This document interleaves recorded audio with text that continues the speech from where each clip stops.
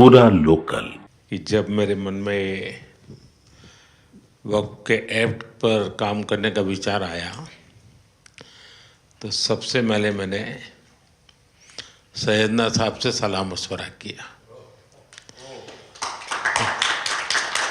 फिर उन्होंने आपको मेरे पास भेजा तो मैंने इनको 3 साल तक परेशान किया कि आप ज़रा इसको अपने तरीके से देखिए, आप अपने लीगल एडवाइस लीजिए, मुझे ड्राफ्ट दीजिए। यानी आप कल्पना नहीं कर सकते इतना कंसल्टेशन में उन्होंने मेरा साथ दिया। आप में से जो भी जानकार लोग उनको बात कर करके ले आए और एक एक शब्द फुल स्टॉप कॉमा में क्या करना चाहिए यहाँ तक मुझे मदद मिली। ये बात मेरे लिए कोई नई नहीं थी, कैसे करना उसके लिए आपको शायद याद होगा जब आपके दादाजी सैयदना साहब, अब वो तो 1900 से, तो एक बार मेरे घर पे आए थे तो फिर उसी में से बात निकली पाटन की।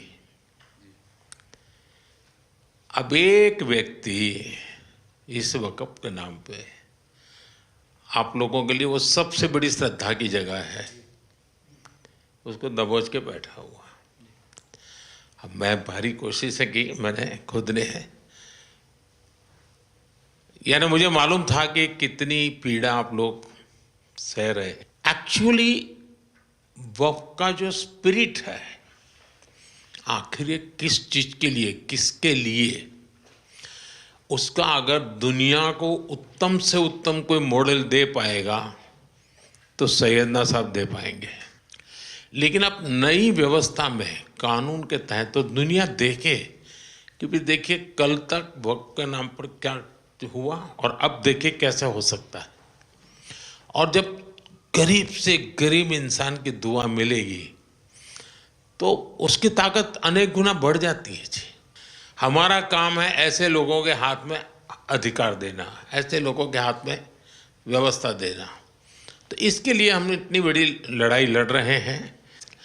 वीडो जो है, महिलाएं हैं, उनके साथ बहुत नाइंसाफ़ी हो रही है जी। हमारी कोशिश है कि उनको कोई न्याय मिले, उनकी भविष्य की। अब कुछ परिवारों को पता नहीं होता है, संपत्ति ऐसे ही वक्त को करवा देते हैं और बैठ जाते हैं कुछ लोग।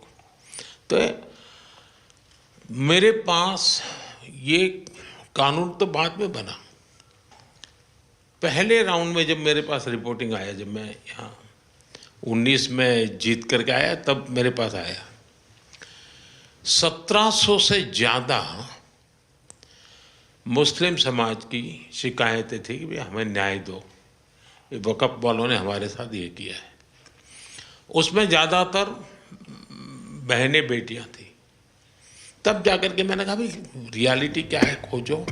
तो ये रातों रात नहीं आया जी, लगातार 5 साल तक हर बारीक चीज़ को कोशिश की समय।